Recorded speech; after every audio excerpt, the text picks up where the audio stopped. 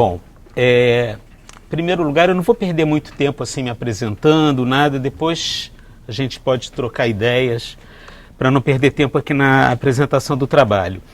Só, assim, agradecer novamente a Laura, a organização do Insólito. Mais uma vez eu estou participando aqui, participei ano passado, foi bastante prazeroso, esse ano também está sendo bastante prazeroso. Agradecer a Laura também por ter batizado o trabalho, né? Porque você se adiantou, batizou o trabalho para mim e ficou. Enfim, no trabalho apresentado ano passado, eu fiz uma breve reflexão de como a crença em espíritos, fantasmas ou assombrações foi registrada na experiência humana, partindo dos primeiros relatos de encontros espectrais, sejam de menor ou maior vulto, tanto no campo da história quanto no cotidiano ordinário, enfatizando que foi somente na segunda metade do século XIX que passou a se estruturar uma crença mais arraigada na fantasmagoria, com o desenvolvimento de todo um sistema teórico experimental que, se não afastou o caráter supersticioso e folclórico da crença das aparições dos mortos, deu-lhe maior credibilidade pelo caráter científico-religioso do emergente moderno espiritualismo. Sendo a fotografia espírita popularizada a partir da segunda metade do século XIX, o consolo que os falecidos ainda estavam ao redor de que os falecidos ainda estavam ao redor dos seus entes queridos, autenticando um fenômeno denominado no meio espírita como materialização. Também chamei a atenção para o atrelamento do apelo espiritual e oculto à evolução dos dispositivos de registro fotográfico audiovisual, ferramentas que se tornaram fundamentais para registro e contemplação de fenômenos considerados paranormais indispensáveis aos caça-fantasmas e investigadores do além. Atividades que remontam aos primeiros compiladores de narrativas envolvendo assombrações, aparições e premonições e passam a ganhar um vulto mais científico no século XIX com o estabelecimento de sociedades investigativas como The Ghost Club, em 1862, e The Society for Physical Research, em 1882, entre outros.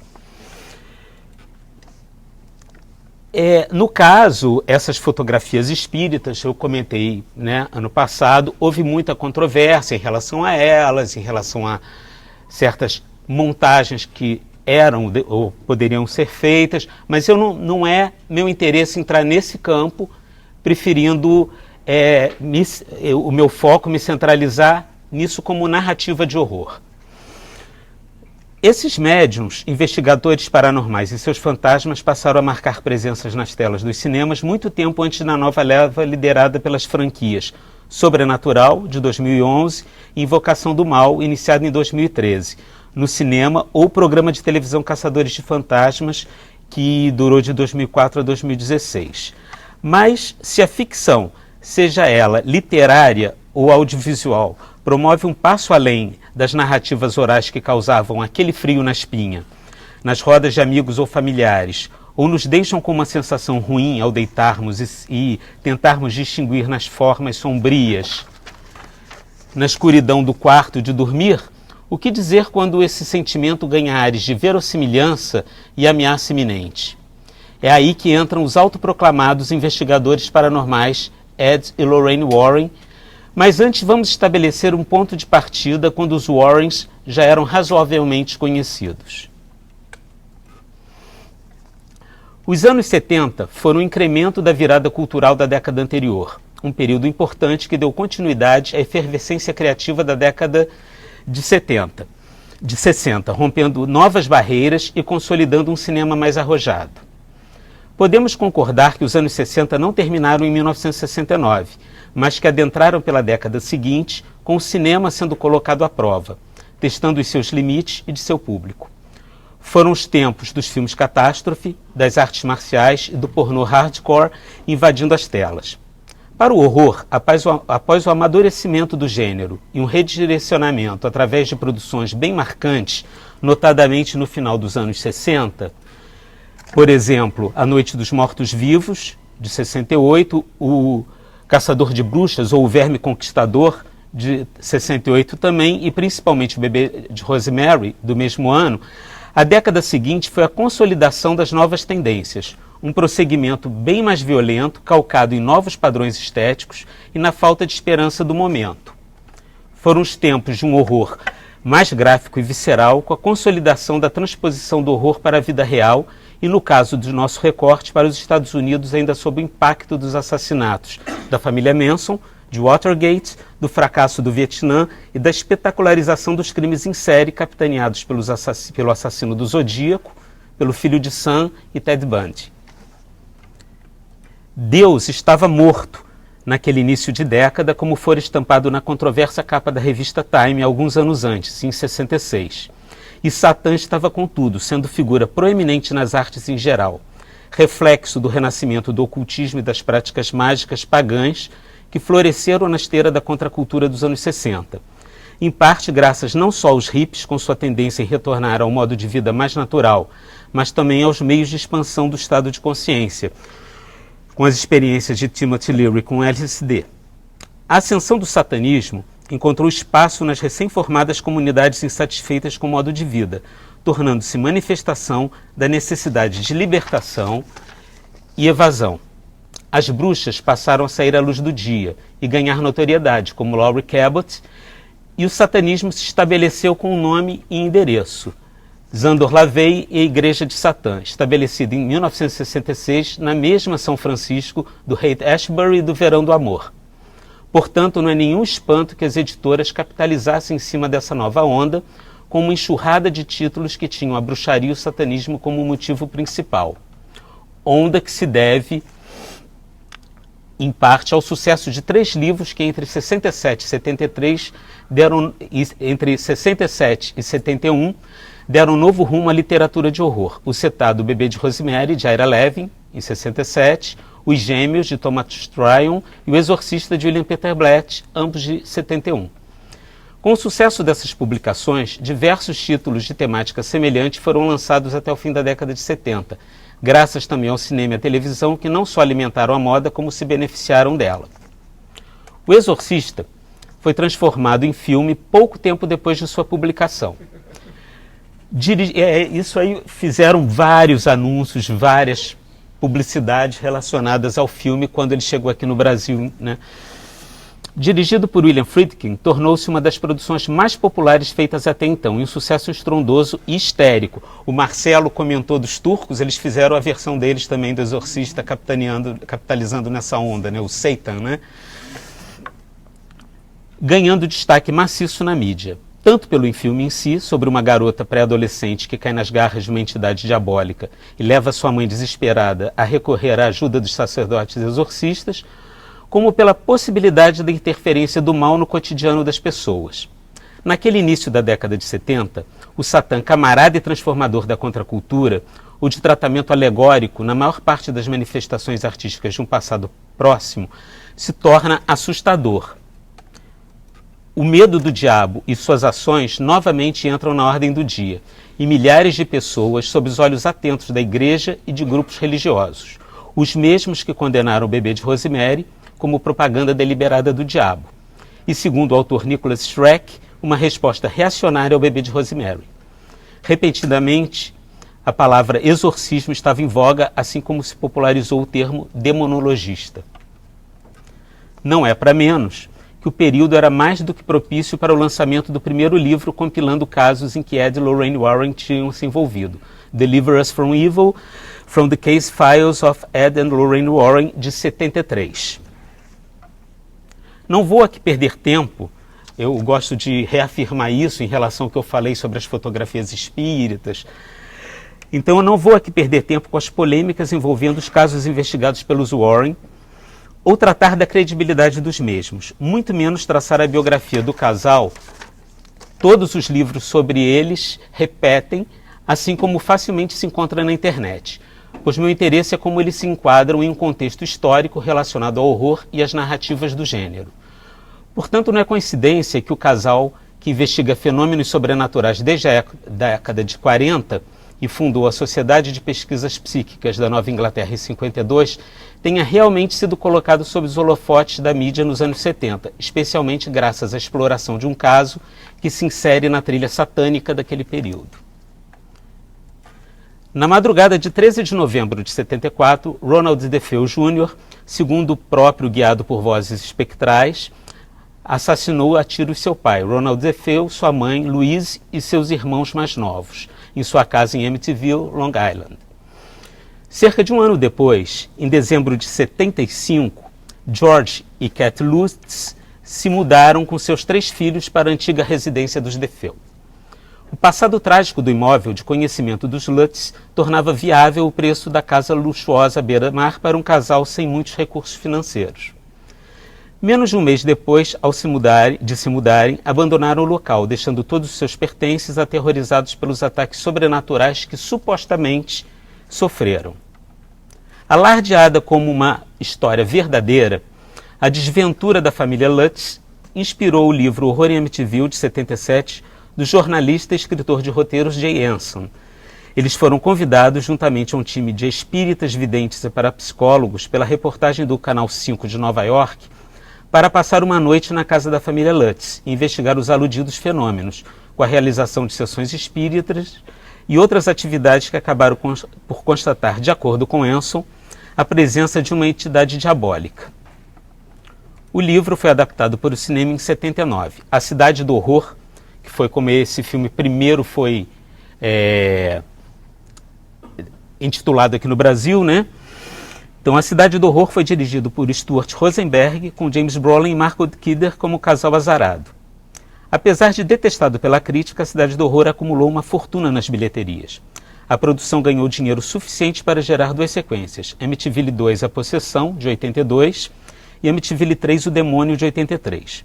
5 produções feitas diretamente para vídeo, realizadas entre 89 e 96, uma nova versão da história original em 2005, Horror em Amityville, e mais 13 produções entre 2011 e 2018, das quais se destacam o documentário My Amityville Horror, de 2012, e Amityville o Despertar, de 2017. A Cidade do Horror também foi a popularização definitiva dos Warrens, já que eles não perderam tempo em capitalizar do alarde que começou a ser feito em torno do filme e do livro de Jay Anson. Não só passaram a participar ativamente de programas de televisão e séries documentais que tratam do sobrenatural, conferindo autenticidade às narrativas que diziam protagonizar com autoridade de demonologistas. Isso ocorre já em 79, logo após o lançamento do filme do Rosenberg, como também se tornaram consultores para assuntos do oculto. Vale considerar que esse termo, demonologista, vem da Idade Média, sendo eles, naquele período, responsáveis por propagar muitas crenças populares generalizadas sobre bruxas. Através de seus escritos, os demonologistas tiveram o efeito de intensificar a caça às bruxas. O segundo filme da trilogia Amityville original, que tem como subtítulo A Possessão, de 82, e dirigido por Damiano Damiani, se passa antes dos eventos do filme de 79 e tem como base os assassinatos do Ronald DeFeo Jr. Adaptado de um livro sobre o tema escrito por outra figura recorrente na literatura ocultista daquele período, o também autodenominado parapsicólogo Hans Holzer, tem como consultores o casal Warren, creditados como Demonology Advisors. De forma concomitante a isso, nos anos 80, o pânico satânico atinge o clímax da onda deflagrada na década anterior, conformando uma época de paranoia onde as pessoas passaram a acreditar que uma bruxa poderia morar na casa ao lado e uma conspiração satânica estava em andamento com o objetivo de corromper os mais jovens através dos meios de comunicação e manifestações artísticas. Outros livros seguiram pela década de 80, relatando os casos mais emblemáticos da carreira de Ed e Lorraine, e registrando também suas ideias sobre o outro lado e sua influência sobre os mortais. Notamos que, mesmo sem originalidade quanto aos dogmas que estabelecem suas histórias, eles elaboram um sistema bem coerente e que serve de base para as narrativas de horror relacionadas a casas mal-assombradas e possessões. Sistema que é o caldo resultante da mistura de catolicismo romano e espiritualismo. Enquanto enaltecem a sobrevivência do espírito após a morte e a existência de fantasmas, inclusive, como eles dizem, algo que nunca andou na Terra em forma humana, os Warren alertam de modo incisivo e conservador contra práticas comuns da nova era, como rituais mágicos, sessões espíritas, magia cerimonial, tabuleiros Ouija e mesmo cartas de tarô. Para eles, atividades capazes de abrir portas para entidades perigosas e demoníacas e levar a um caminho de terror, infortúnio e ruína. E resumem a 3 os estágios distintos da atividade demoníaca. Alguns autores católicos enumeram de 5 a 6 estágios. No caso dos Warren, infestação, quando fenômenos estranhos e perturbadores começam a acontecer.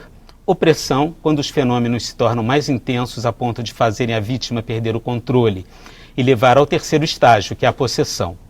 A única forma de lutar contra isso antes do objetivo final, que é a morte da vítima, dentro desse sistema de crenças, é o exorcismo, o ritual católico executado por um padre e após a permissão da igreja, de quem os Warren são declaradamente devotos. Quem é familiarizado com filmes dessa vertente do horror pode reconhecer sem grande esforço esses estágios no desenvolvimento das tramas de diversos filmes, principalmente a partir de A Cidade do Horror, ainda que em um estágio inicial, de forma menos sistematizada e mais relacionados a fantasmas de pessoas mortas do que a entidades inumanas e demoníacas. Mas dos anos 90 em diante podemos constatar essas influências tanto nos filmes alardeados como o horror verdade, como nos documentários feitos para a televisão.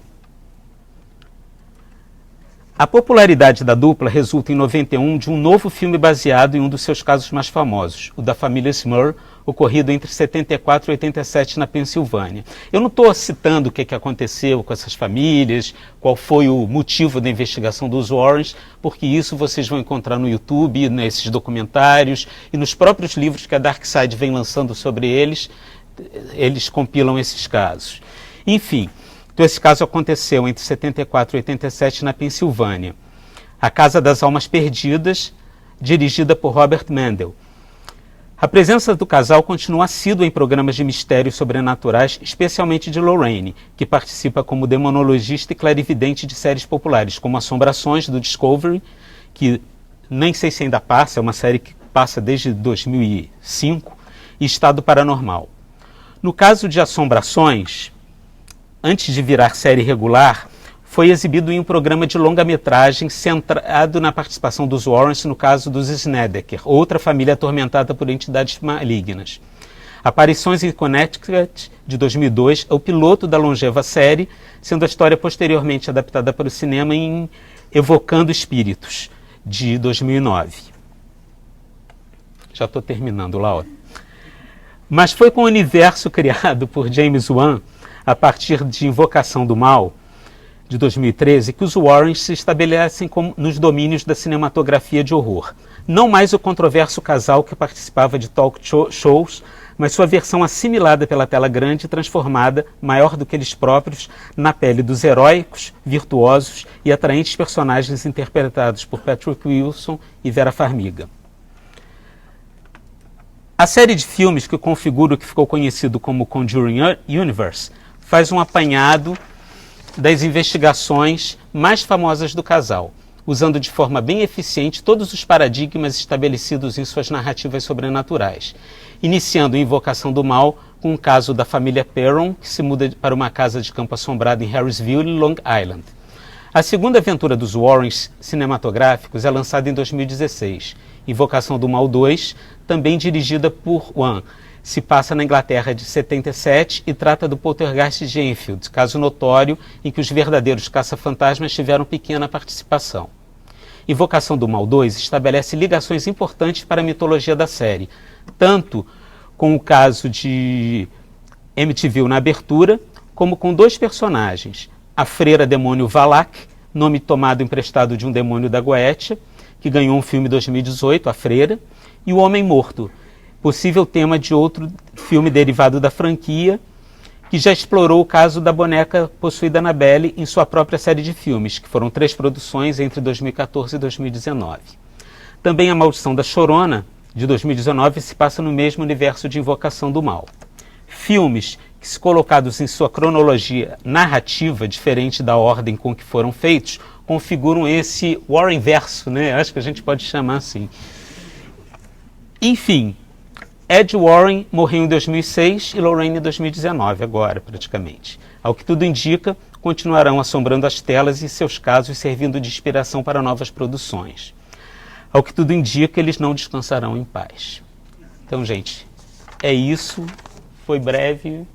Tá? Viu? Obrigado. Ah, e só uma coisa, quem tiver a oportunidade de assistir esse documentário, eu não tinha assistido ainda, estava lá guardado naqueles HDs que a gente vai baixando os filmes, e eu assisti agora, por conta da apresentação desse trabalho, esse documentário My MTV Horror. É muito interessante. Ele tem legendado no YouTube para vocês verem. Dá uma outra perspectiva para o caso, com depoimentos, inclusive, do filho da família, que mostra que ele ficou marcado como o filho de Amityville, né, e a relação dele conturbada com a família. Perseguição ou morte das vítimas. No primeiro, geralmente os planos são abertos, câmera alta, estáticos, em que os atores entram e saem do quadro. Já no segundo, os planos são fragmentados, diversas vezes confusos pela carência de informações mais claras sobre o que está se passando com as personagens. O som se torna ainda mais fundamental na função de estabelecer a narrativa. O foco da minha discussão aqui, nesta apresentação, será no aparelho que cai e segue registrando imagens. Eu vou citar a câmera de vigilância, mas não vou me adentrar nela, porque também será um pouco a discussão do Rodrigo, a partir da atividade paranormal. Esse recurso narrativo já está na sequência final de Canibal Holocausto, quando o último membro do grupo de exploradores é assassinado pela tribo de canibais e consegue ainda virar a câmera e registrar a própria morte. Na vigilância, a fundamental recorrência é a da câmera estática, o olho onipresente que tem a função de captar manifestações do sobrenatural. Segundo Friedrich Kittler, esse intuito já existia no começo da fotografia, como o Lúcio destacou agora há pouco no trabalho dele. Citação do Kittler. Um dos passatempos preferidos do ocultismo, que surgiu por volta de 1850, como adaptação à telegrafia elétrica, foi a caça a fotografias fantasmas. O obturador da câmera ficava aberto, mesmo quando nada se via na escuridão. Essas não fotografias eram reveladas na esperança einheimiana, né, do Einheim, citando, de que um espírito invisível ao olho humano houvesse se materializado exclusivamente na camada fotográfica, fim de citação. É exatamente o que acontece em vários filmes, como Atividade Paranormal. Contudo, esse é apenas um dos usos desses artefatos no cinema, pois a ocorrência frequente dos mesmos se dá pela naturalização das imagens de câmera de vigilância no cotidiano dos mais variados ambientes, bancos, empresas, escolas, universidades, condomínios, etc. Até a webcam de nosso notebook pode consistir em um mecanismo de vigilância, mesmo desligado. A banalização dessas imagens se ampliou ainda mais após os ataques terroristas ao World Trade Center, em Nova York, em 11 de setembro de 2001, como argumenta vários autores, entre eles a Alexandra Heller-Nicholas. A necessidade de vigiar o outro aumentou, assim como o medo, a paranoia. Diversos filmes contemporâneos abordam essas problemáticas pós-atentados. Podemos citar um mais recente, a franquia The Purge, Noite de Crime em português, de James DeMonaco, por exemplo. Embora as visualidades de vigilância tenham se intensificado com a propagação das tecnologias, os mecanismos para observar e controlar pessoas são bem mais antigos, como observa Foucault, estão no surgimento de prisões, hospitais, escolas, centros de psiquiatria durante a modernidade. E ele vai destacar, então, que a penitenciária, o manicômio, esses lugares operam com questões binárias, né? O não louco, o que está preso e o que não está preso, o dentro e o fora. Vai dizer Foucault, de um lado, pestilentam-se os leprosos, impõe-se aos excluídos a tática das disciplinas individualizantes e, de outro lado, a universalidade dos controles disciplinares permite marcar que é leproso e fazer funcionar contra ele os mecanismos dualistas de exclusão. Fim da citação. As diversas vigilâncias operam em funções distintas na sociedade e se propagam com o intuito de separar, distinguir e, às vezes, muito mais do que proteger. Por isso é uma categoria complexa e buscamos compreender como ela se insere no dispositivo do olhar do found footage. A própria ideia de câmera sem olho humano, é em si falsa, uma vez que, se tratando de cinema, sabemos haver sim o olho humano por trás de toda a construção narrativa que acompanhamos. Tal conexão se dá de uma maneira ambígua, conforme gostaria de abordar nas considerações deste texto. Todavia, simula-se uma ausência de interferência humana no registro imagético, ou até uma aparente autonomia dos artefatos em determinados momentos. Há mecanismos discursivos que movem as formas como a câmera sem olho humano registra nas produções found footage. Segundo Foucault, o discurso não é um fenômeno de expressão. Diz ele, a tradução verbal de uma síntese realizada em algum outro lugar, nele buscaremos antes um campo de regularidade para diversas posições de subjetividade. Eu vou mostrar um trechinho de mais ou menos 2 minutos do filme Desaparecidos e aí eu continuo.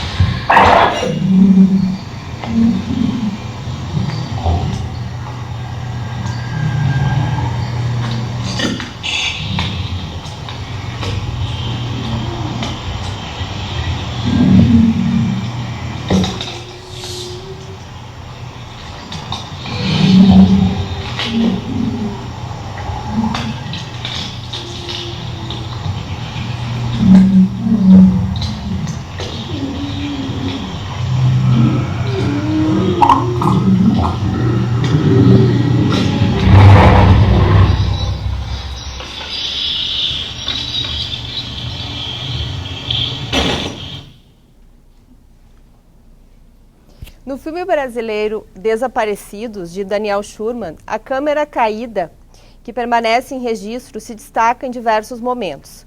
Uma vez que cada personagem possui um aparelho, eles vão para uma festa em Ilhabela, São Paulo, e aí entram na floresta, cada um tem uma câmera, e à medida que eles vão sendo assassinados por essa coisa, esse monstro que mata, eles vão perdendo essas câmeras e elas vão registrando o que acontece depois. Em um desses trechos, a imagem de uma perna ensanguentada ocupa a tela com densa vegetação ao fundo. Nada mais é mostrado, todavia a respiração forte e grunhidos de alguma criatura são ouvidos. O plano não muda até o corpo ser arrastado. Após o corpo retirado, o plano se mantém por mais alguns segundos, falha na imagem e corte. Nesses usos da câmera sem olho humano, em que o artefato é jogado ou colocado ao chão, a imagem é achatada e sem enquadramento em perspectiva, algo usual na categoria da câmera subjetiva diegética, mas que aqui não se mantém. Essa desumanização do olhar na tela traz uma percepção do que é o aparelho em um certo uso supostamente amador, errante, acidental, desconexo. Nesse aspecto, há uma dissecação das estruturas do digital nos filmes, conforme identificamos na imagem técnica como constituidora de ambientes.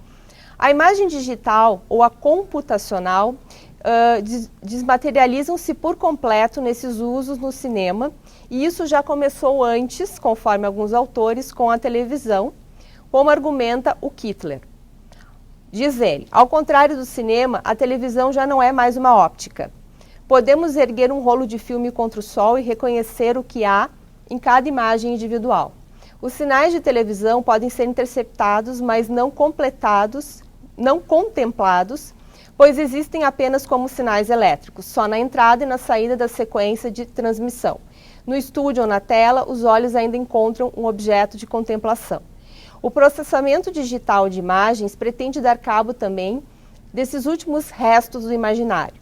A razão é simples. Os computadores, na forma como existem, desde a Segunda Guerra Mundial, não foram construídos para o processamento de imagens.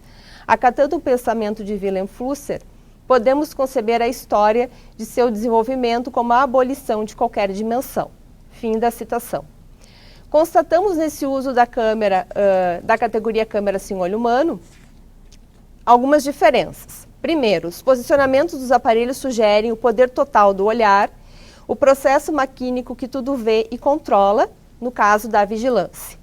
Já no segundo, há uma incompletude informacional e fruitiva da imagem, uma presença ampla daquilo que falta. O uso da câmera de vigilância nos filmes mantém um padrão, com pequenas variações, geralmente colocada no alto, enfatizando planos gerais dos ambientes, como eu já destaquei. Já no artefato sem olho humano, jogado ao chão, percebemos um predomínio do errante. Nesses momentos, o som tem uma função ainda mais importante. O tudo ver e o ver pouco são propósitos de experiências estéticas com o horror. Entretanto, a suposta displicência da câmera que cai é um engodo, pois nela há uma potência do vestígio, do arquivo, do registro do aparelho que permanece mesmo após a morte das personagens e suposta disseminação da ameaça. Na conexão olho-câmera, podemos apontar dessa forma que o órgão humano é que se tornou uma prótese dos aparelhos em um contínuo, profundo, amplo e errante processo de sujeição do olhar, que começou muito antes do estabelecimento do cinema. No âmbito da produção do gênero, o horror é o que mais tem colocado em evidência essa problemática. A gente pode destacar assim, que essa maneira de tratar a tecnologia no cinema de entretenimento, talvez o horror seja o gênero que mais tem feito isso de uma forma assim, explícita. Ele tenta pensar e problematizar essa relação da imagem com a experiência estética e da imagem digital e da relação dessa imagem com todas as outras formas visuais que a antecederam.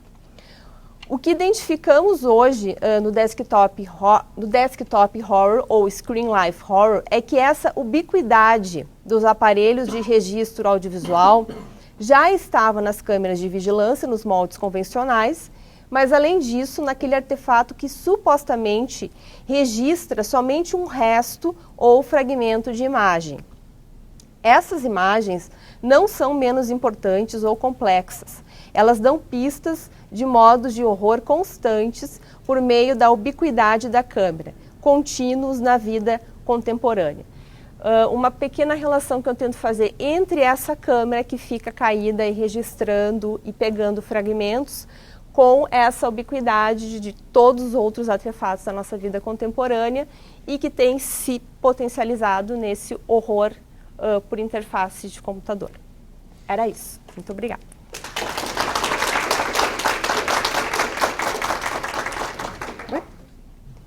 Como é que eu fecho aqui?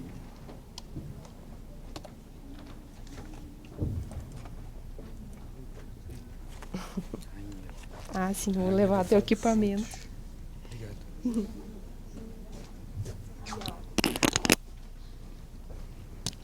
Vem cá. É um bolso? É um bolso. Você me ferra vindo assim. Desculpa. Deixa eu ver uma coisa. A próxima a apresentar agora é a Juliana Monteiro com o trabalho Amizade Desfeita, as aventuras do dispositivo no ambiente online. Eu não sei, será que vai rolar?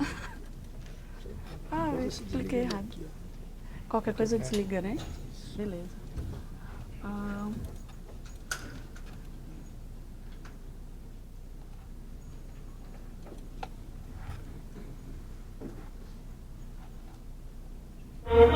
Ops.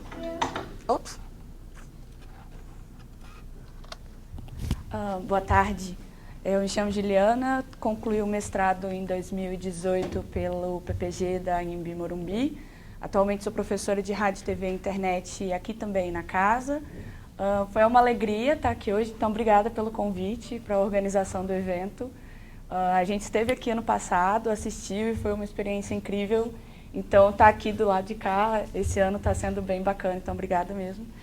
Eu optei por apresentar parte da minha dissertação mais voltada na ideia do fantasma tecnológico, assim, ao invés de falar só sobre o conceito geral do que é a amizade desfeita. Eu não sei se todo mundo já assistiu esse filme, né? É um filme de terror que foi chamado durante algum tempo de web footage, e depois ele se consolida como desktop horror, né? Mas na época do lançamento dele, os críticos ficavam confusos, o que é esse filme, né? Basicamente porque ele tem algumas mudanças do que é o found footage, ou o falso found footage de horror, e a gente vai falar um pouquinho mais disso a partir das ideias que a gente traz a respeito da constante mudança que o horror apresenta dentro do cinema, né? A gente tem os primeiros ciclos de horror considerados dentro do expressionismo alemão, os filmes da Universal, os filmes da RKO, da Hammer, horror psicológico, horror sobrenatural, slasher, até chegar no que a gente considera o false found footage de horror. E, basicamente, a gente não consegue, ou pelo menos não deveria, categorizar cada um desses ciclos dentro de um espaço de tempo certinho, apesar deles se revelarem dentro de um espaço de tempo, mas os ciclos também se sobrepõem, isso é bem interessante.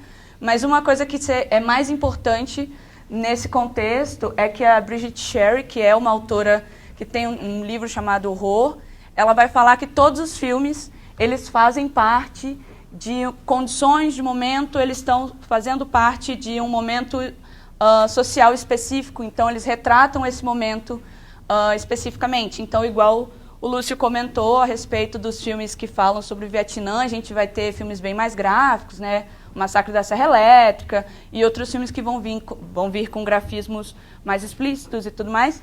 E aí é interessante para a gente discutir em torno desse filme, que é um filme que abre precedente para outros filmes que vieram depois, né, tipo Searching e tal, essa relação que é construída com as experiências cotidianas e os contextos socioculturais diversos, né?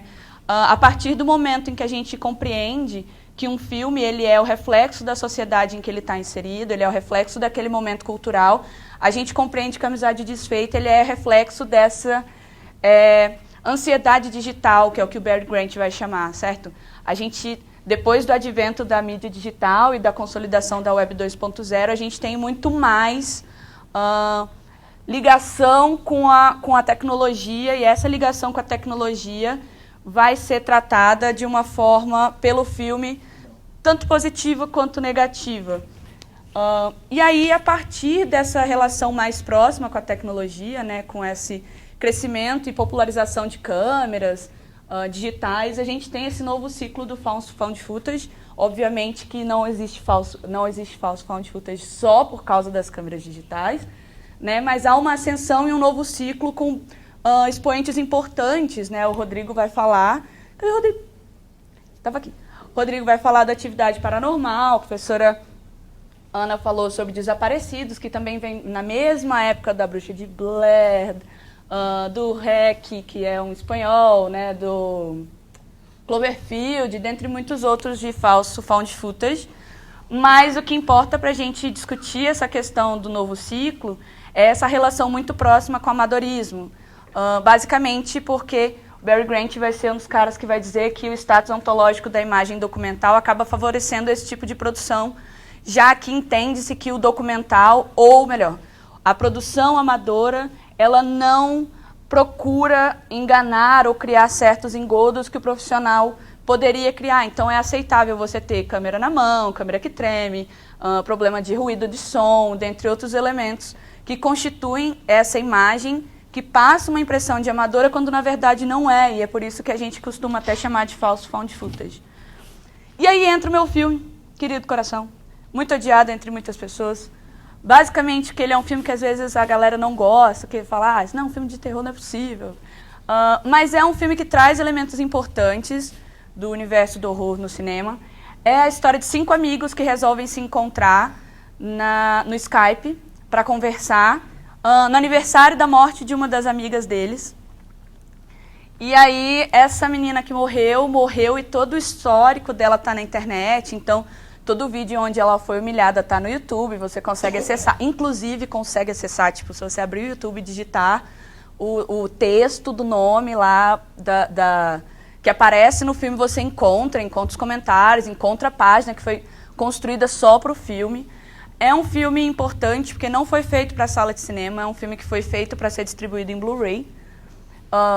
Então ele foi comprado pela Universal, foi exibido em cinema e depois tem a continuação, que é uma Amizade Desfeita Dark Web. Mas basicamente é um filme que foi feito para transitar no ambiente da web. E aí, a partir disso, já que a gente já considera ou começa a considerar que ele não é um filme para ser exibido ou não foi pensado para ser exibido na sala de cinema, ele é um filme que acaba colocando o espectador como uma testemunha do que está acontecendo. Isso é bacana pra caramba. Numas discussões a respeito desse filme durante o mestrado, a gente tinha a experiência de ouvir alguém comentar que assistiu o filme e que já não sabia, tipo, assistiu o filme no computador, mexendo no Facebook, abrindo outras páginas, e em determinado momento já não sabia se o barulho do Facebook era do filme, se era do seu Facebook, se era outra coisa que estava fazendo barulho no seu computador ou era no filme. Então é interessante essa relação que o filme cria e estabelece uma relação de proximidade com o espectador.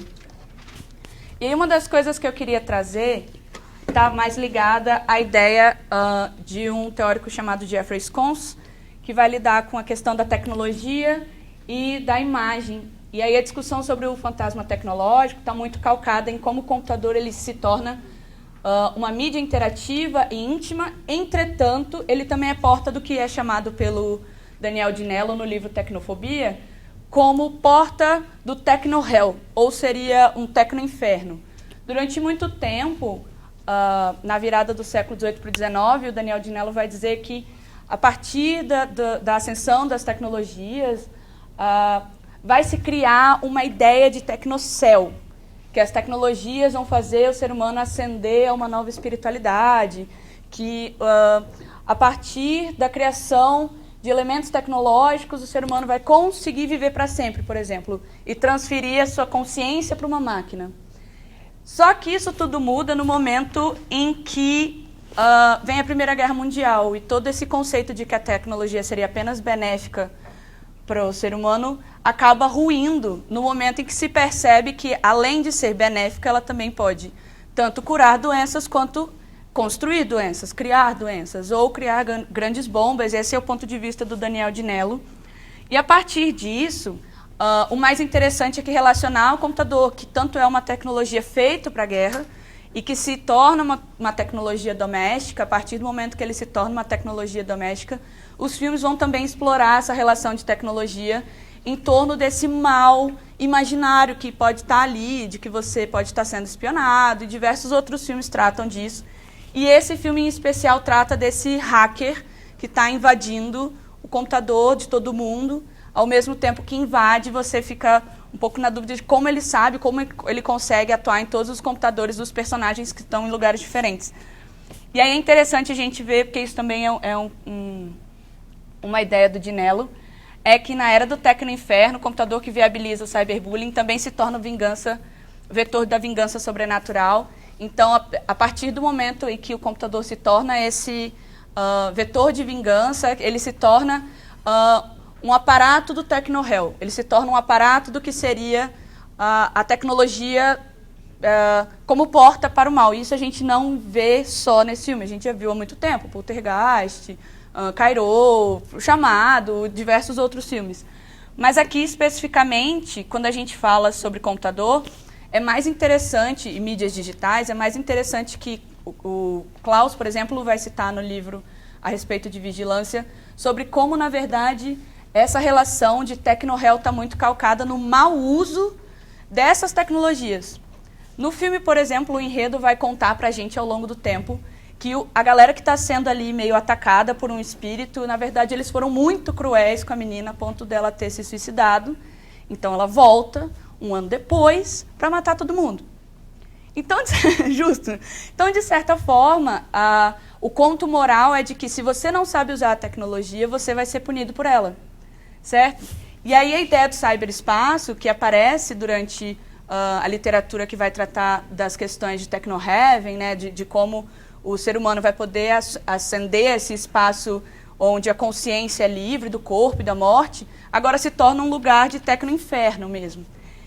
E aí esse conceito de espírito hacker está dentro de um artigo da professora Gabriela Almeida e da Jéssica Souza, de 2013, e elas trazem esse conceito a partir da ideia de que a Laura Barnes, que é esse espírito que transita dentro do computador, ela tem total domínio sobre a interface. 10 minutinhos? Tá. Ela tem total domínio sobre a interface, ela consegue manipular todos os elementos, ela consegue baixar e subir o som do computador, ela consegue mudar as janelas, ela consegue enviar a mensagem para todos os participantes da conversa, separadamente, infernizar a vida da menina, ou seja, ela tem total controle do que está acontecendo na interface do computador de todos os personagens. E a partir disso, a gente entende a Laura como um espírito hacker porque ela tem um certo poder midiático que permite que ela transite nesses espaços, influencie toda a interface do computador e exerce essa influência sobre o tecno-réu agora enquanto cyberespaço. E aí eu queria mostrar um trechinho.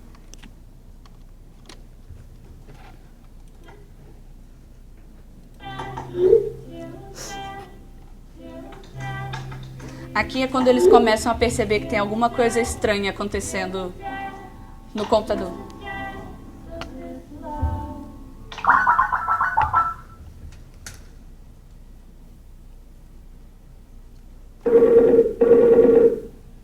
They're back and then we'll go from there.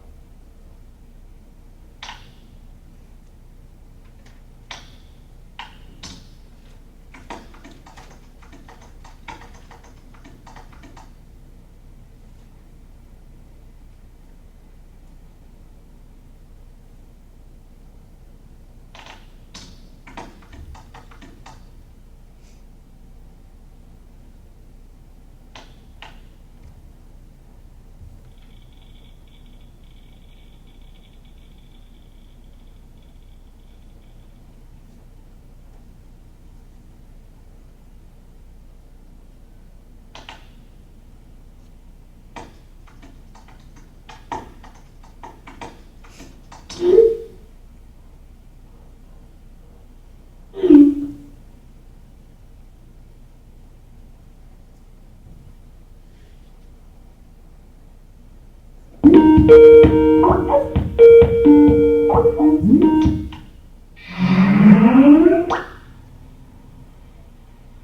up? It's still there. So are you guys really cybering? No. Is that like a thing you do? He's really cute. It's still here. You guys are so cute. Hey guys. Esse é um sujeitinho que não devia estar aqui, é um intruso que eles tentam It's still tirar. here. Whatever, fuck it. It's just probably a glitch. How do we know that? Yeah, I can't call the number or anything like Oh that. So it's probably just- shit. 3 stars, motherfuckers. Suck on that. Yo, so I talked to Kyle about Friday, and I got the lead, but he's at a mall.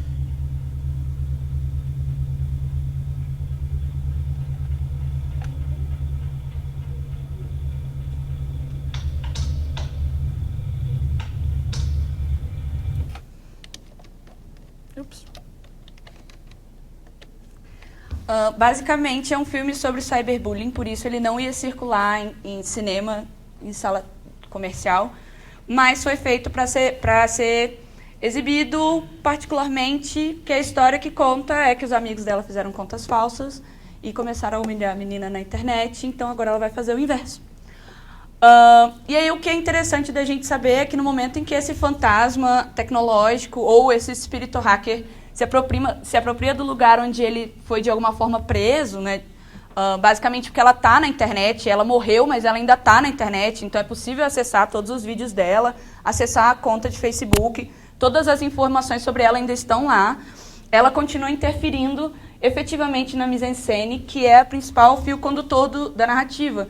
Então, toda hora, alguma coisa chama, então a personagem principal vai buscar o que ela avisou lá no Facebook. Ou a música que o próprio espírito ligou e não consegue desligar aquela informação que fica tocando, aumenta o som, diminui o som.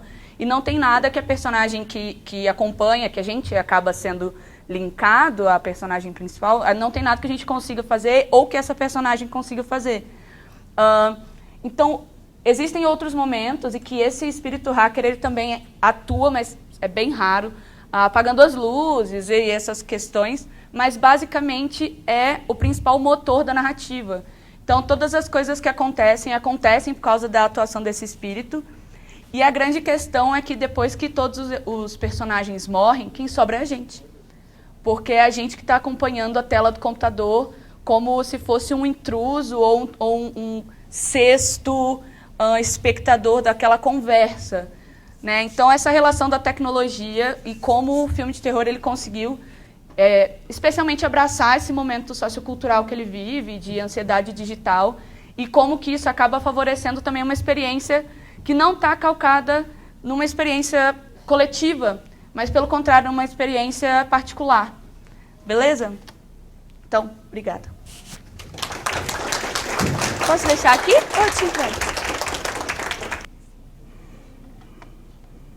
Bom, gente, boa tarde. Eu sou o Rodrigo Terplac, sou da casa aqui da Vila Olímpia também, quer dizer, da Embi Morumbi. O professor Rogério Ferrara é meu orientador no meu mestrado. Eu sou doutorando hoje, né? E agradeço muito a influência do Rogério, da Laura, essa parte do terror eu gosto bastante. O Lúcio foi meu orientador no mestrado também, foi maravilhoso.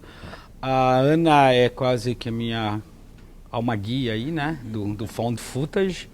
E além do Rodrigo, que eu não conheço pessoalmente, Rodrigo Carreiro, gostaria de conhecer, não vai faltar oportunidade, mas a gente vem falando da mesma coisa.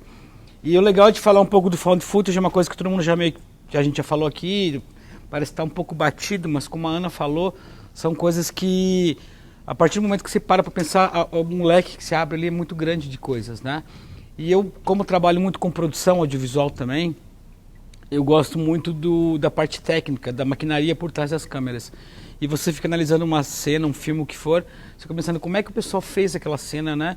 Como é que foi produzido aquilo, que sentido que essa produção, esse tipo de plano ou de ângulo que foi utilizado tem a ver, influencia na construção narrativa dessa obra, né?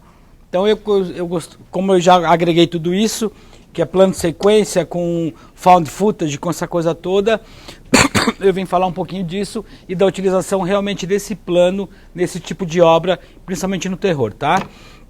Então, no cinema de ficção, vários recursos utilizados, tanto técnicos como o uso de câmeras portáteis, quanto dramatúrgicos, como atuação de não atores, improvisação, advém ou são compartilhados com o cinema documentário. Uma forma fílmica que transita entre esses dois campos, o mock documentary e o mockumentary.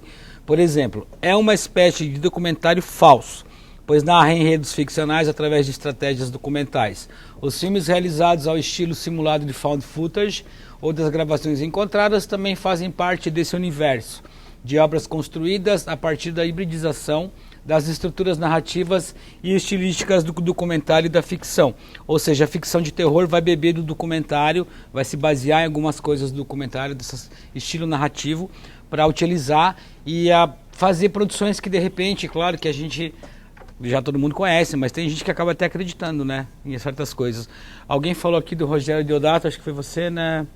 Então, quando ele fez o filme dele lá, o Canibal Holocausto, que ele fez a pré-estreia do filme na Itália, a hora que ele acabou de exibir o filme, ele foi preso. Porque ele falou, cara, você matou os malucos, tá louco? Você mandou os caras pra lá e aí, como é que faz?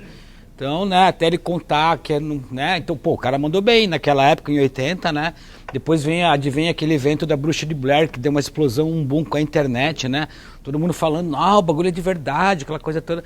Já vinham as fake news acontecendo junto com tudo isso, né? Então a ideia é justamente essa, simular essa veracidade e fazer com que esse feito real exista nessas produções para que a coisa realmente funcione e aconteça. E alguns detalhes acontecem recorrente nos filmes que dão esse ar de filme realmente realista. Então a câmera diegética é aquela câmera que faz parte da produção, a própria Ana falou, né? E a gente tem essas variações estilísticas da imagem nos filmes dessa franquia que é Atividade Paranormal. Então em pesquisa prévia para a realização do mestrado, quando eu fiz o mestrado junto com o Rogério e Lúcio, apresentou-se uma análise geral da franquia Atividade Paranormal com relação à estilística do false found footage de horror, que apresenta características que imitam gravações caseiras e amadoras, né? Parece que o cara comprou uma câmera assim para fazer uns filmes em casa e aí começou a filmar o demônio, porque o demônio gosta de câmeras, né? Se a gente pensar, se não tiver câmera não vai ter o demônio, então por que vai ter o filme? Então sempre tem que ter uma base. Por que o cara tem a câmera em casa? Primeiro que ele é ficcionário em talvez uma produção audiovisual. Segundo que aconteceu no filme 2, que o cara tinha uma produtora que ele gravava casamentos e não sei o quê. E aí ele falou, pô, tem as câmeras, vou gravar, né? Tá acontecendo alguma coisa aqui em casa. E aí o demônio aparecia quando botava as câmeras ligadas. Se não ligar ele não aparece. Então propôs naquela oportunidade um estudo dos filmes que compõem a série cinematográfica Atividade Paranormal, que vai de 2009 a 2015, né? Tem todos os nomes aqui, com foco da análise dos artifícios utilizados na construção narrativa das obras, especialmente a câmera diegética, sendo subjetiva ou não, como a Ana falou, que é a câmera de segurança que a gente fala, né? Que são aquelas câmeras colocadas em algum canto específico da casa, que não fica na mão da pessoa. Além da variação dos parâmetros estilísticos da imagem através dos vários tipos de câmeras que foram utilizados durante os filmes, tais como Deadcan, que é aquela câmera do papai que o cara compra, eu vou fazer um filho da minha da família feliz, aquela de comercial de margarina, inclusive com visão noturna, que aí ficou mais louco o negócio ainda. A câmera de sistema de vigilância, câmera VHS, câmera de celular e computador, entre outros. O legal é isso, desde o primeiro filme até o quinto, existe uma variação do tipo de câmera e de acordo com a data que aconteceu. No passado é as VHS, no futuro tem um computador praticamente... O terror, né, americanense, que tem que ser uma loirinha se ferrando, tá? Aí temos a câmera diegética. Consideramos aqui a diegese como um ambiente autônomo da ficção, um mundo da história que está sendo contada. Diegese é o processo pelo qual o trabalho da narração constrói um enredo que deslancha de forma aparentemente automática. Isso foi Costa em 2005, tá? Então, resumindo, de acordo com Marc Vernet, em 1995, a diegese é, em primeiro lugar, a história compreendida como pseudomundo, como universo fictício, cujos elementos se combinam para formar uma globalidade. A partir de então, é preciso compreendê-la como significado último da narrativa. É a ficção no momento em que não apenas ela se concretiza, mas também se torna una. Aí para Carreiro, que é quase, né, o pai do found footage no Brasil, câmera diegética é o aparato de captação de imagem e sons dentro da diegese. Então, essas câmeras sempre aparecem nessa série de filmes, existe uma... Eles tentam mostrar o porquê que existe a câmera, né? Eles justificam a utilização dessas câmeras nos filmes, porque que elas fazem parte disso. E, ou seja, quando o filme vai passando, a gente sempre vai lembrando, olha, os caras estão se ferrando numa construção que, nossa, é a vida dos caras que está acontecendo. A gente acha que é realmente, né? Tá, a ideia é essa, passar esse efeito real para que a gente acredite que eles estão realmente sendo assombrados e tendo problemas com alguém, no caso aqui o Toby, tá? Então, Atividade Paranormal, produção amadora, câmera diegética, desfoque, trepidação, aquela coisa de, né, no cinema de mainstream um tempo atrás, a gente jamais pensaria nesse tipo de imagem que poderia acontecer. Qualquer trepidação, qualquer tremidinha, os caras descartavam a imagem e gravavam de novo. Então aqui o interessante é isso, é falta de foco, falta de enquadramento, falta de luz principalmente. Som totalmente diegético, não temos uma música. Aconteceria se tivesse uma música se o cara ligasse um rádio dentro da diegese dele lá, coisa que não acontece, né? E a gente sabe que o áudio, o som é muito legal para criar o suspense e nesse momento ele é criado de outras maneiras através da imagem, tá? São planos longos, incluindo plano sequência do gênero horror. Esses planos longos são aqueles planos que a gente fica procurando olhar, assim, fica um tempo uma câmera parada, principalmente câmera de vigilância, parada em algum ambiente, tipo aquela piscina que parecia um negócio passando, limpando, para quem não assistiu, mas tem uma piscina que fica um limpador automático lá, e você fica olhando e fala, vai acontecer não sei o que ali, vai acontecer, aí não acontece. Então tá preparando você, tá criando aquela expectativa, né, para um grande finale, né. O que se pretende no Insólito Con deste ano é, dando continuidade àquela pesquisa do mestrado, analisar o uso específico do plano sequência nas câmeras de diegética, buscar se verificar e diferenciar se são planos sequência de fato ou se são apenas planos longos. Né? E aí eu separo aqui. Plano sequência, a ideia aqui não é retomar a discussão teórica sobre montagem, muito menos o debate filosófico ou político sobre as questões em torno do plano sequência, mas apenas observar como seu uso nesses filmes acentua paradoxalmente o efeito realista em enredos fantasmagóricos e fantásticos. Assim, nos aproximamos da primeira definição, o dicionário teórico e crítico do cinema de Jacques Salmon e Michel Marie. Como o termo indica, trata-se de um plano bastante longo e articulado para representar o equivalente de uma sequência. O que a gente pode pensar que o plano de sequência é muito fácil, liga a câmera e sai tocando, né, o horror, para não falar outra coisa. Só que não é assim, é super ensaiado, super complicado. Tá? Não é fácil gravar um plano de sequência. Quanto maior, pior é, porque se no finalzinho dá alguma coisa errada, você tem que começar tudo de novo do começo. Não tem como. Assim, analisaremos especialmente o uso do que chamamos de plano de sequência diegético e suas implicações em relação ao gênero do horror. Para tanto, escolhemos um exemplo extraído do filme Atividade Paranormal 2 de 2010. A história se passa meses antes dos acontecimentos vistos em Atividade Paranormal. Christie, que é o nome dela é Sprague Garden, é a irmã de Kate, que é Kate Ferguson, que é a personagem principal do primeiro filme. Teve recentemente um filho com Daniel, que é o Brian Bolan, já que era pai de uma adolescente. Um dia, ao retornar ao lar, encontra a casa toda revirada, como se tivesse acontecido um terremoto, alguma coisa assim. O Daniel então compra um sistema de segurança todo que ele instala na casa, com câmeras, né, dos diversos cômodos e no lado de fora da casa também. Ao mesmo tempo, eles filmam tudo o que acontece ao seu redor com câmeras portáteis, tal da Handcam ou Deadcam. Até que um dia situações estranhas começaram a acontecer, o que faz com que eles acreditem que a casa é mal assombrada. Basicamente é utilizada uma câmera pequena com visão noturna, utilizada na mão, e um sistema de vigilância com 6 câmeras, utilizadas em tripé ou na parede, elas sempre são estáticas, não tem movimento. Tá? Então eu vou mostrar para vocês aqui os exemplos que a gente separou. Eu tenho 2 exemplos que eu gosto de mostrar. O primeiro é como se fosse o tal do plano longo, tá? E eu vou mostrar o porquê que é tipo plano longo, o plano longo que eu considero.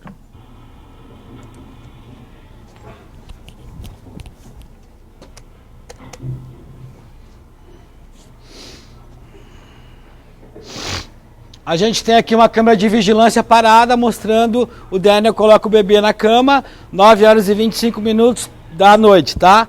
O que acontece é recorrente nos filmes dessa série. Normalmente eles vão fazer uma gravação que a câmera fica parada, não tem movimento nenhum, e aqui vai acelerar o horário, o relógio. Como se quer dizer, essa imagem foi gravada em 3 horas reais. Eles aceleram para você ter essa impressão, né? Tipo assim, de um plano super longo, não é um plano sequência, é um plano longo que não acontece nada, só o cachorro tá dormindo e o moleque se mexe. Tá? E a gente fica esperando, o demônio vai entrar aqui, vai quebrar tudo, vai dar alguma coisa, não acontece.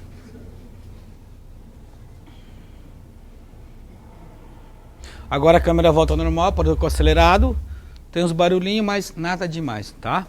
Então esse pra mim realmente é um plano longo. Um plano sequência que eu acho da hora é esse aqui, muito louco, do 2. Prestem atenção que depois eu explico por que a gente considera...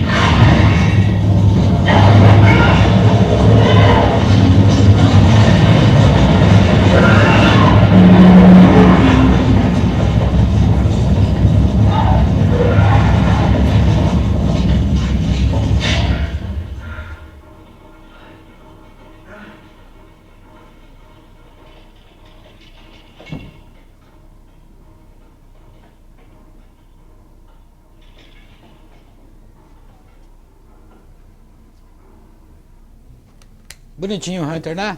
Uma graça ele. Então o que acontece? Aqui a gente tem um exemplo autêntico de câmera plano sequência, né? Inclusive utilizamos um pouquinho da câmera caída da professora Ana, que ela falou aqui agora. Teve alguma parte. Então, aqui a gente tem todos os componentes. É um plano sequência, falta de luz, falta de iluminação, falta de enquadramento, falta tudo. Inclusive áudio, né? Mas funciona. Dá um cagaço da porra. Tem gente, né? Que acontece. Então a ideia é justamente essa, é passar esse efeito do real. E isso aqui é um dos aspectos narrativos que faz com que isso realmente funcione e que torne, né, essa franquia de 5 filmes aí tão apreciada e tão valorizada em questões até de financeiras, né, que o retorno no cinema é muito legal.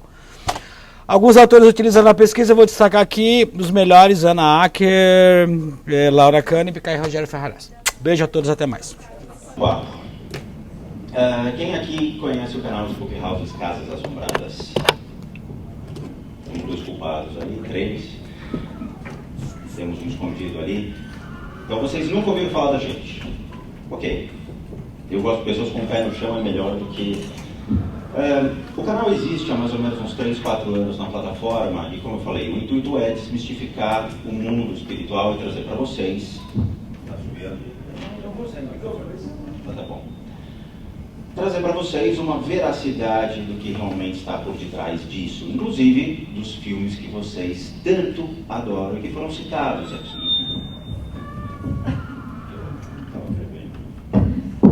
Será que a Amityville é real? Será que o Exorcista é real? Será que tudo que está por detrás disso pode ser considerado real? O que é real e o que é realmente só uma historinha com sangue na tela e trazendo para vocês medo? Que vocês gostam de sentir. E essa ideia do canal é o que está por trás do mundo espiritual. Então nós fizemos aqui, tem mais de 1000 vídeos, um canal que se estende desde podcast, com teólogos, com pessoas que estudam os conceitos do que é o diabo, o que é o demônio, até hoje em dia. Então vai desde podcasts até testes que nós fazemos e brincamos com o medo das pessoas. Bom, para quem não sabe, meu nome é Rodrigo, eu sou formado em administração de empresas, não nada de cinema, não tenho nada de cinema. Eu sou formado em administração de empresas pela Mauá, tenho MBA, tenho pós-graduação, trabalhei 15 anos no mercado financeiro e, em contrapartida, eu fui buscar uma resposta a uma pergunta que eu sempre tive, que muitos de vocês têm. O que é Deus? Onde está Deus? Ou por que eu sou obrigado a seguir uma crença que eu não sei o porquê disso? Então, quando a gente começa a se questionar, dizendo onde está o meu Deus, o Deus que é diferente do Deus bíblico, um Deus que me conforta, um Deus que realmente tem uma lógica, a gente olha para o Oriente, onde eu fui buscar respostas. Então, eu fui atrás de escolas do Oriente que me ensinaram muitas coisas, desde o budismo, os monges das Filipinas, hindus, indianos, grandes mestres, grandes professores espirituais. E depois de 15, 20, 25 anos estudando, eu criei o canal com o intuito de mostrar uma reeducação espiritual para as crendices que nós temos. A Dani me acompanha já há um tempo. A Dani, eu brinco que é o meu pé no chão. Porque quanto mais eu pratico, tenho minhas práticas espirituais, a Dani é formada, ela é teóloga, mestre em ciências da religião. Eu sou bacharel em teologia, tenho mestrado em ciências da religião, com ênfase em estudos de religiões orientais e ancestrais. E eu não sou uma entusiasta de filmes de terror, porque inclusive eu tinha bastante medo, e o Rodrigo me fez assistir todos esses que vocês apresentaram, né? E para mim foi bastante divertido, porque me ajudou a lidar com essa coisa do medo, porque Hoje em dia, a gente trabalha com isso, né? Nós não somos caça-fantasmas, tá, gente? A gente não vai nos lugares e fica com os aparelhinhos ou fica querendo buscar manifestações sobrenaturais. Eu acho que isso nem é tão explícito no nosso canal no YouTube, porque nós temos práticas religiosas vinculadas ao Oriente para tratar pessoas, né? Não estou falando aqui de gente possuída, tá, gente? Sim, são enfermidades normais que as pessoas têm, problemas físicos, mentais, emocionais, vinculados, relacionados a tratamentos alternativos de cura. Então é isso que a gente faz hoje. E paralelamente, né, o Rodrigo, ele teve essa iniciativa de fazer o canal Spooky Houses em um determinado momento da vida dele, porque ele já trabalhava com isso, né, nos bastidores da vida dele, e o canal ele foi ganhando uma proporção que hoje em dia eu auxilio ele, né, no canal, nas pesquisas do canal, e o canal ele foi ganhando uma proporção de estudos sobrenaturais, digamos assim, né? Então, agradecemos o convite, né, do colega Rodrigo e da Laura também, né, que eles nos trouxeram para esse evento justamente para a gente brincar com essa coisa que vocês apresentaram, falando o que pode ser real e o que pode não ser, o que pode ser factível e o que pode não ser, né? E aí agora... Eu queria fazer uma pergunta. Quem aqui acredita realmente que existe o sobrenatural? Levanta a mão.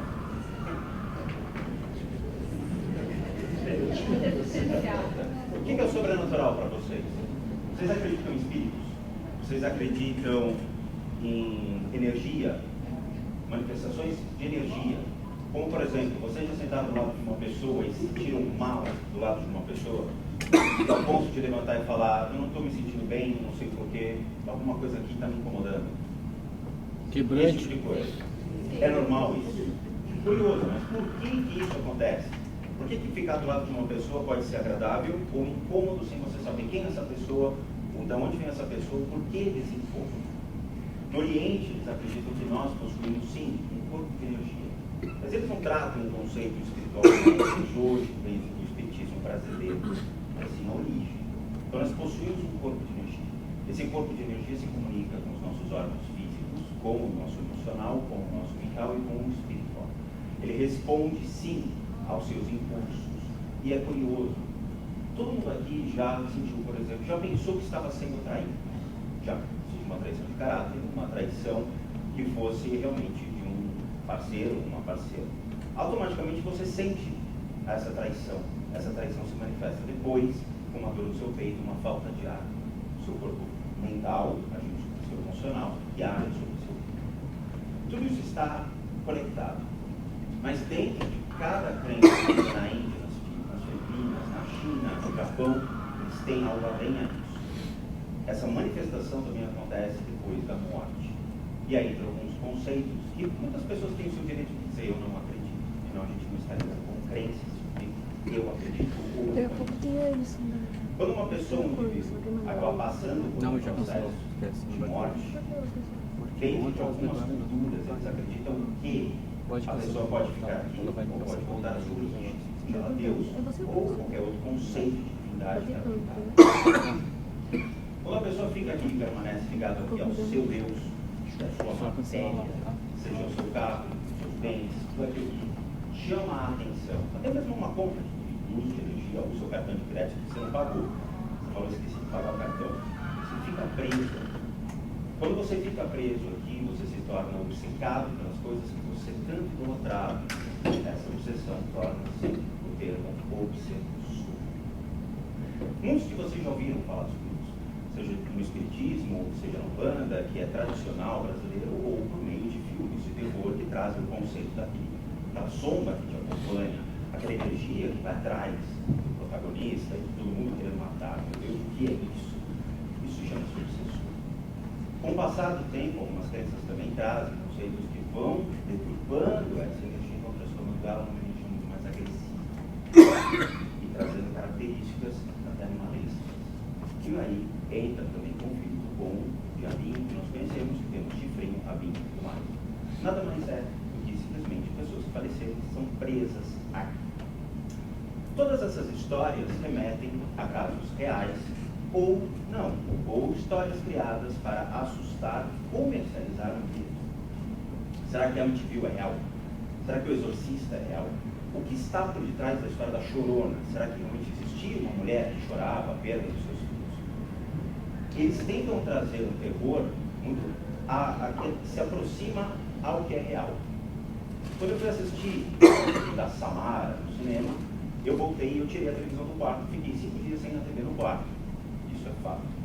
Eu fiquei com medo daquela, a corrida de arroz aparecendo. Falei, não, você não vai me visitar hoje à noite.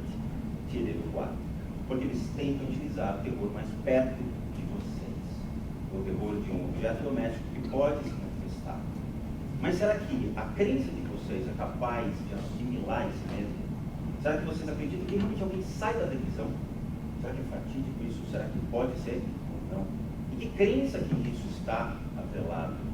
Não se sabe, mas o medo que vocês têm de algo que vocês não acreditam, isso é real. E se a gente começar a contestar e trazer a realidade do que está por detrás dessas histórias? E aí me deu essa ideia de trazer uma playlist chamada EVP e uma outra que é irônica, mas é engraçada, porque o meu canal também é para adolescentes, chamada Testando o Demo.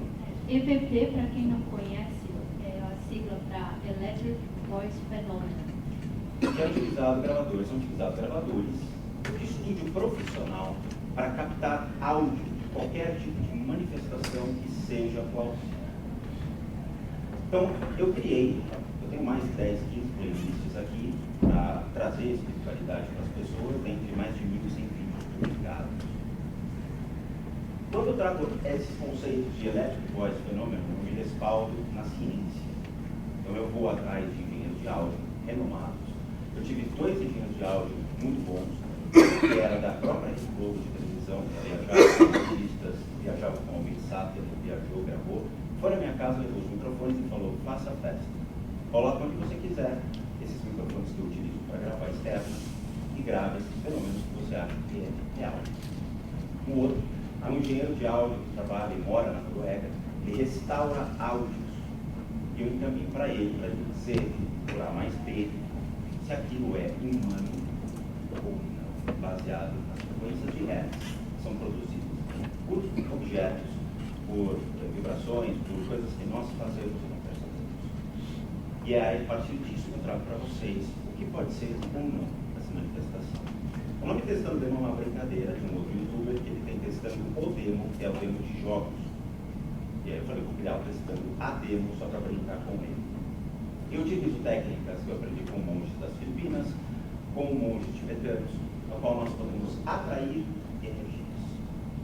Não são conceitos básicos atrelados a espíritos ou criaturas do mundo espiritual, mas conceitos de energia.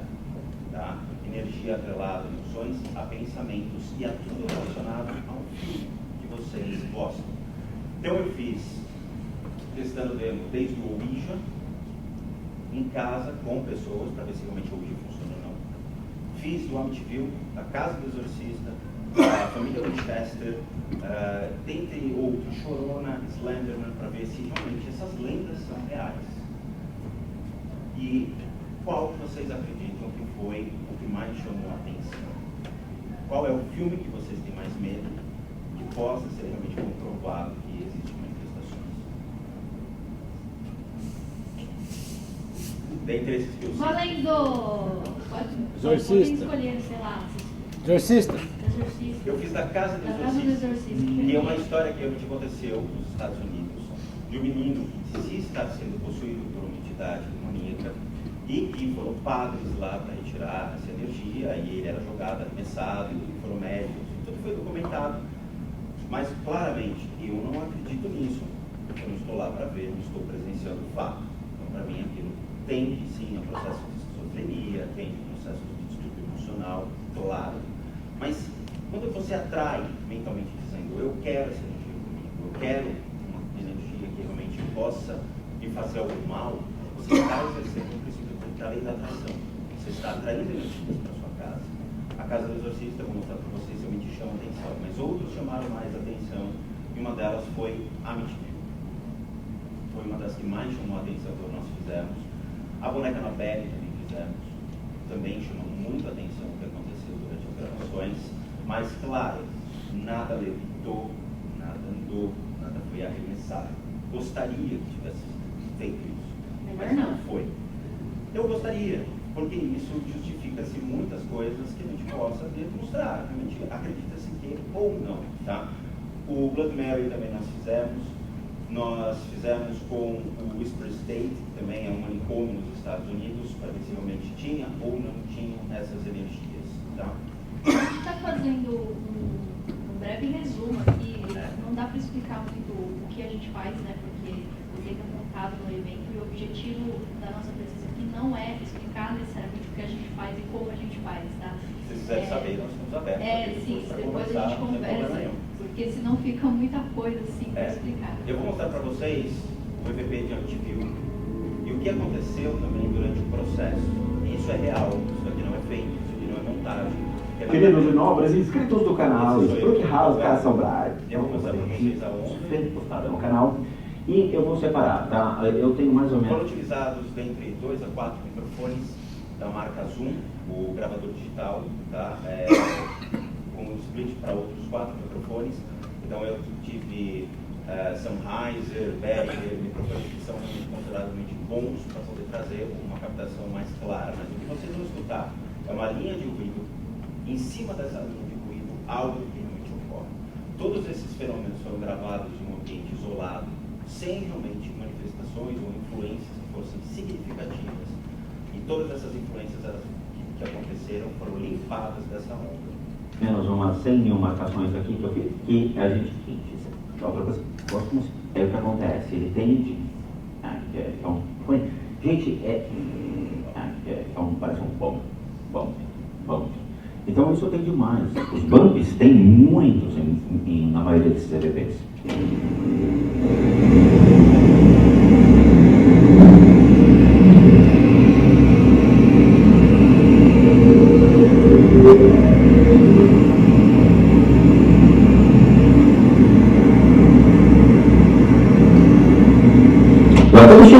Tá, então vocês escutam, obviamente, a linha de ruído, o chiado, a gente chama de linha de ruído branco. E em cima dessa linha, manifestações e vibrações que acontecem. Só que isso se estende além. Além dessas vibrações, vocês escutam certas manifestações que acontecem. Então, tudo isso também está gravado aqui. Lembrando, isso aqui não é fake, não é imputado, é microfone gravado real, cartão, uma Dolby Audition. Do Dolby Audition eu abro isso daqui, ligo a câmera em tempo real, vou gravando e marcando junto com todo mundo. Corre mais, para que ninguém fale, mal tem fala com sala.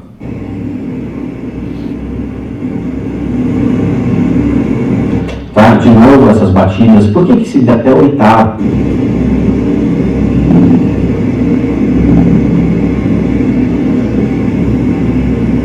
Escuta aqui.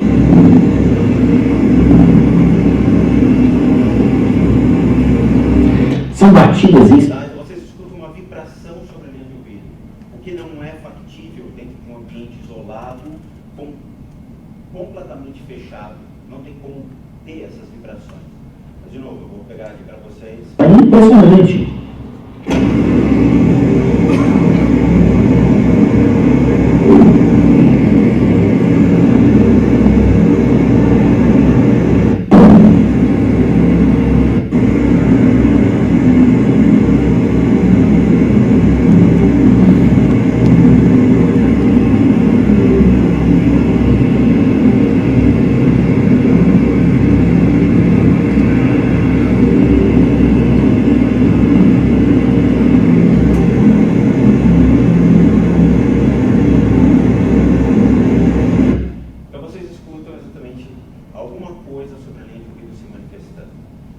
Curiosamente, a Amityville, ela foi uma história na qual atraiu muitos insetos para casa, teve algumas manifestações disso na história. No dia que eu fui fazer a Amityville, geralmente quando eu faço essas gravações, eu fico sozinho, dentro do ambiente para fazer a mensuração, coloco os microfones e tudo mais, a Dani não fica em casa, eu tiro ela de casa. Nesse dia, houve uma manifestação de insetos em casa, coisa que nunca existiu, nesse dia aconteceu. A energia que foi colocada, que realmente se manifesta nesse ambiente atrai esses insetos. Isso é factível dentro da teoria dos orientais. Para nós, obviamente, torna-se um fato questionável. Não não existe. Mas a vibração desses seres, a energia que esses seres atraem, pode atrair certos insetos. Por coincidência ou não, no dia houve uma infestação de insetos em casa. Nunca teve. E a gente até ficou impressionado. Tá? Então aqui tem mais ou menos 2 episódios na digestivo.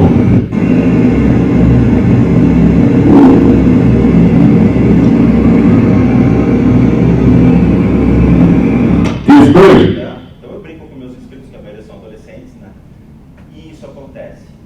O objetivo desse EVP, né, também é para mostrar para as pessoas que gostam, né, de explorar esse universo, que no final das contas, quando essas gravações são feitas, os sons que são gravados não são de falas completas, ou o diabo vai te pegar, né? Não tem isso, né? O que a gente está lidando aqui são energias. Então é muito interessante você ter o feedback de um técnico de áudio, que quando ele faz a separação das ondas, e eu não sabia disso, eu achei muito fantástico quando ele explicou para o Rodrigo, e depois explicou para mim, que quando ele faz a separação das ondas, tem as frequências. Por exemplo, a nossa fala humana, ela tem uma frequência. Então, quando a gente fala, sempre vai estar naquela frequência. Batidas que ocorrem na casa também estão numa frequência. E aí, quando ele começou a separar as ondas desses sons, né, que são mostrados nesse EVP, ele notou uma frequência que não é comum, né, na nossa fala, nos barulhos dentro de casa e etc. Então, também é uma maneira de mostrar para as pessoas que, para também tirar essa ideia de que esses sons, né, de EVPs, ninguém vai ficar falando ou contando uma história, ou ficar falando, né? Olá, como vai você? Então, Essa é legal, uma maneira também da gente desmistificar essa ideia do EVP, né? Esse aqui que eu vou mostrar para vocês foi uma gravação que eu fiz na minha casa, orando. Mais nada, simplesmente fazendo uma simples oração. Esse vídeo é sensacional, porque vocês que estudam cinema, gostam disso, é uma câmera colocada numa sala, uma Canon T50, sem nada, colocada na sala, o ambiente filmado, eu entrando no quarto de oração, no quarto específico que eu tenho na minha casa, e os microfones gravando isso. Essa aqui eu mandei para o engenheiro de áudio, e ele até ficou impressionado, ele falou, cara, o que eu digo para você sai da sua casa. A resposta é sensacional, muito obrigado. Né? A minha que me dá um abraço também não quer, né? Tipo, que legal, vamos embora para outra casa, porque não vai dar. Eu vou mostrar para vocês, essa aqui foi uma das que eu mais gostei e que realmente impressiona. Só vou pegar a hora certa que eu falo.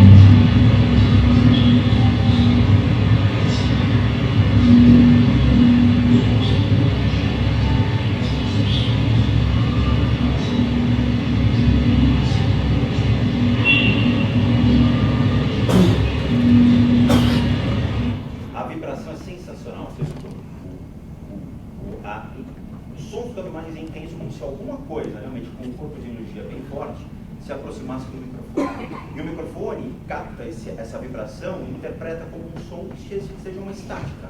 Então ele fica causando essa distorção no áudio. Mas não tem nada que chega a distorcer esse áudio. Vocês podem ouvir no fundo um murmúrio, é o Rodrigo falando. Ele estava fazendo uma prática religiosa. E aí acontece uma manifestação. Não era o espírito. Eu acho que ele está certo.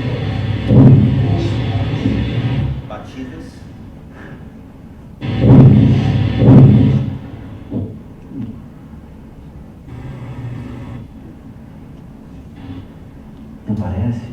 Não parece uma criatura.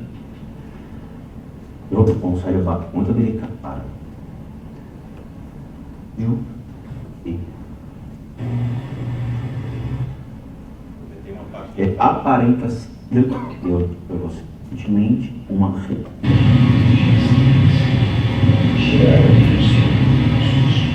E eu continuo rezando.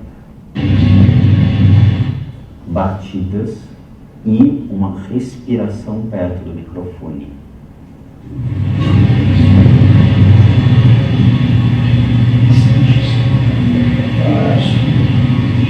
Tá, então existem essas manifestações que estão acontecendo até mesmo quando nós oramos.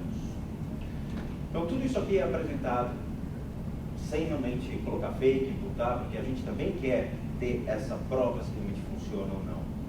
Para vocês terem uma ideia, recentemente a gente convidou um grupo de pessoas para jogar o tabuleiro Ouija, a famosa história do tabuleiro Ouija. Será que funciona ou não? Será que as irmãs Fox, aquelas que criaram a possibilidade de se comunicar com os espíritos por meio de um tabuleiro, no qual não era nesse formato, e sim tinha um lápis, onde as pessoas escreviam as mensagens, e aí com o tempo, foi um cara de uma indústria de brinquedos, olhou aqui e falou, podemos ganhar dinheiro com isso. Nos Estados Unidos ele pegou aquilo, transformou no jogo de tabuleiro e começou a comercializar. Será que isso é factível ou não? Será que as histórias atrás do tabuleiro Ouija podem acontecer ou não? Quando nós fazemos o tabuleiro Ouija, a gente faz de uma maneira extremamente, vamos dizer assim, mais racional. Fantasmas não vão saber soletrar. Agora, a energia puxar por um sim ou por um não, a questão da assertividade, aí fica mais lógico e mais claro. Nós chamamos um grupo, uma pessoa cética, uma pessoa que já tinha uma afinidade com o mundo espiritual, do podcast chamado Mundo Freak. Convidamos ele para ir em casa, ligamos as câmeras e falamos, valeu, vamos fazer o que aparecer, a gente vai gravar. Imagens de fantasmas são impossíveis de serem captadas. Eu falo isso por experiência, eu tento isso há 4 anos. Nunca ninguém apareceu nem para fazer uma selfie comigo. E aí o que realmente traz é somente o áudio e as percepções de quem vivencia tal fenômeno. Então quando a gente faz isso, e ontem teve até uma inscrita do canal que me chamou a atenção sobre uma notícia que aconteceu sobre esse tabuleiro Ouija que nós fizemos.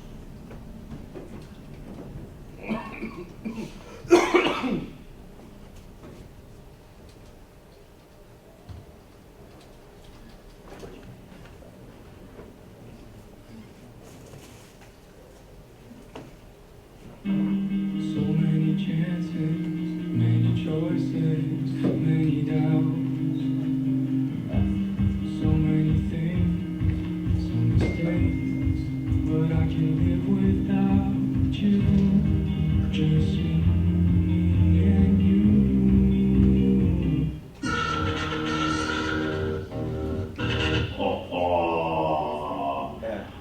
Brincadeira, eu não faço. Né? Eu sou o Gal. Investigador paranormal. Isso aqui é um Ouija feito na minha casa. Também A gente usou uma luz amarela que fica melhor com a câmera do que ficar com aquela luz de LED forte, e tudo mais.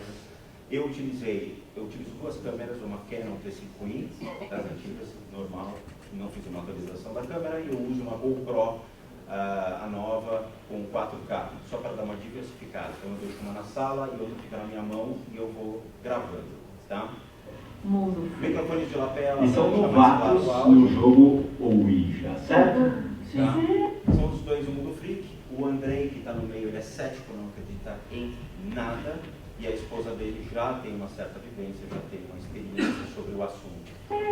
E aí? Temos também uma convidada especial. Está fugindo um bom aqui no chão. Se vocês escutarem os barulhos estranhos, provavelmente é ela. Cuidados. Vocês querem não estar na minha mão? Vai ir. E a GoPro está gravando o espiritual para a nossa casa. Não sou especialista. Novamente, eu não participei para mim, ela não estava lá. Eu vou estar ficando, então não é legal. Eu vou só narrar a partir dos vamos ver se as sensações e emoções deles entendem. Se alguém quiser se manifestar, eles vão. De novo. E eu vou.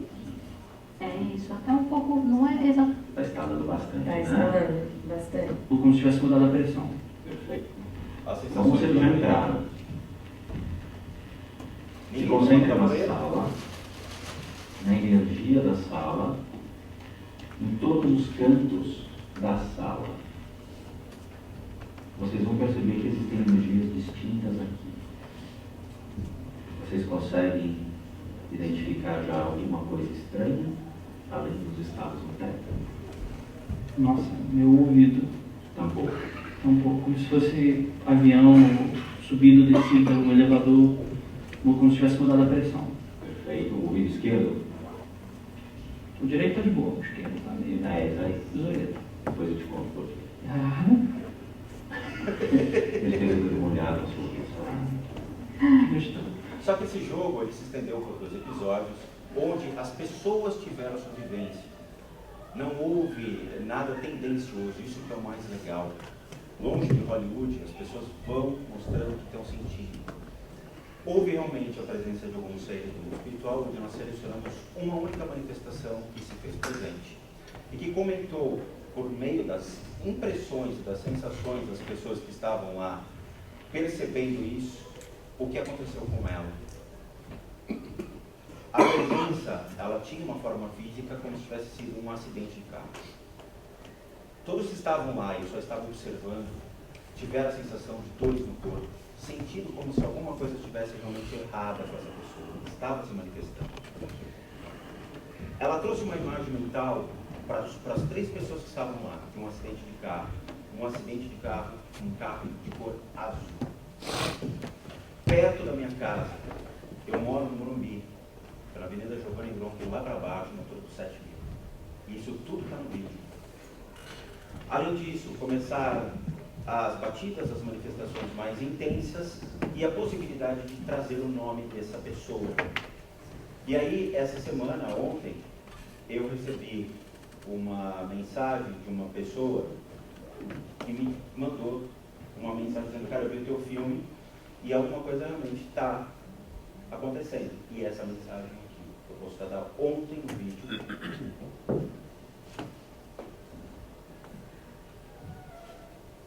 Jovem de acidente, em que 3 morreram, não era habilitado de dirigir a 140 por hora. No vídeo vocês vão ver que o nome da pessoa que teve o acidente e faleceu foi essa pessoa que apareceu na minha casa. O nome dela está aqui, Fabiana. Onde ela e os outros 2 que estavam, segundo o 7, conseguiram puxar o nome. O nome ecoava pela cabeça dos 2. E era o nome da Fabiana. Está aqui o acidente que aconteceu. Então, quando a gente vê Hollywood, traz Hollywood para dentro de casa, Hollywood não é tão legal assim, provavelmente vocês terem essa experiência. Mas isso aqui é o mundo real. Isso aqui é o que assusta. Isso aqui é o que realmente faz a gente ficar impressionado cada dia que existe sim alguma coisa. Que muitos não conseguem explicar. Aqueles que conseguem explicar, preferem se calar do que acreditar que realmente isso é possível. Uma coisa de louco. Então assim, eu convido vocês, todos vocês, a buscarem o conhecimento. Saiam do eu acredito e comecem a enfrentar o medo de vocês utilizando o eu como Deus. Meu pai sempre disse: não ocupe espaço. Mesmo que vocês não acreditem nisso, conhecem. Isso vai realmente sanar o medo que o Hollywood cria, traz vocês a segurança do que é o mundo espiritual hoje real. Eu acho que eu já falei demais. Mas qualquer coisa, se vocês tiverem dúvida, por favor, tem o canal, tem os e-mails, a gente pode bater um papo, pode conversar mais. Isso aqui é uma matéria que a gente vai passar o dia conversando. É isso que eu faço.